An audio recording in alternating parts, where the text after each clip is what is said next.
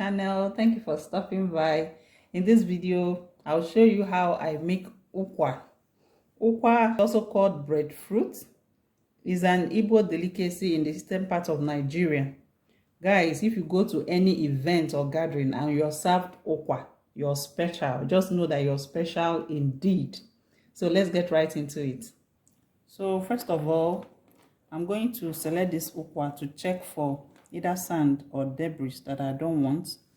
Then I pick it out. So this ukwa is the fresh one. I don't need to soak it overnight. It's very fresh, just straight from the market. So I've finished selecting it. There's no sand in it. I'll pour it in my bowl so that I can wash it properly. I fill it up with water. I massage it with my hands and pour away the chaff, just like so. I add in more water. I keep doing this for a number of times before the water gets clean, very clean.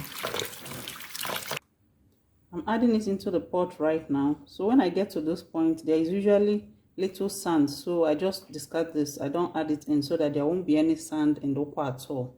I'll be using ungo as my softener.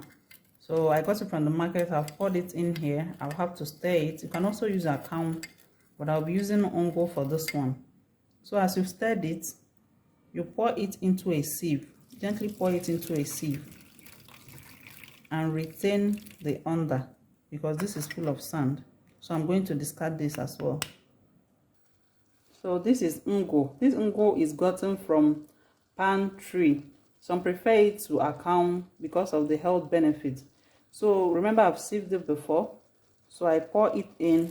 The ungo is a softener. Without the ungo, depending on where you bought your ukwa from, you can cook ukwa for hours. But with ungo account, you cook it as fast as possible. So now I'm going to add water to this level. And I'm going to cover it. And I'll come back to it in 20 minutes time from when it starts boiling. So this is 25 minutes later. Some of us like drinking the ukwa water, so I'm going to sieve out the water. But our ukwa is almost done. So at this point, you can only add salt or pepper. That's how rich ukwa is, and eat it at this point. But because I'm cooking for my special someone, I'm going to add stockfish, and I'll cover it for about 5 minutes.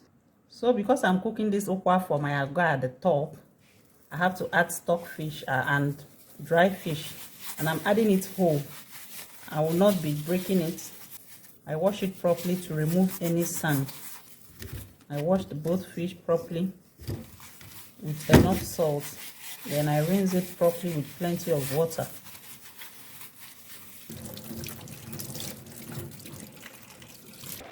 So my stockfish is tender enough. So I add in grated pepper, grounded crayfish, palm oil. Ukwa doesn't require a lot of palm oil. Seasoning, salt, stir it in all together nicely. At this point, I test for salt, and it came in right for me. You can adjust yours if your salt or seasoning is not enough. And I'm adding my fish to cook together with the ukwa. Cover the ukwa to cook together for 10 minutes. So this is 10 minutes later. Wow, look at that. Fish is well cooked. So I'll set it aside. Then I'll add in my bitter leaf. And I'll stir it together. Do you know you can subscribe to my channel now?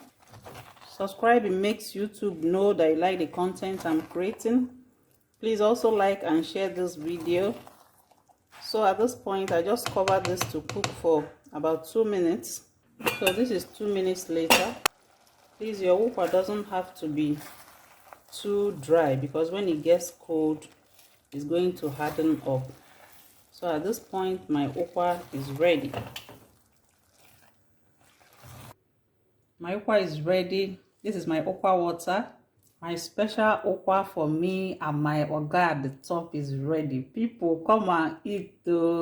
Thank you for watching and see you in my next video.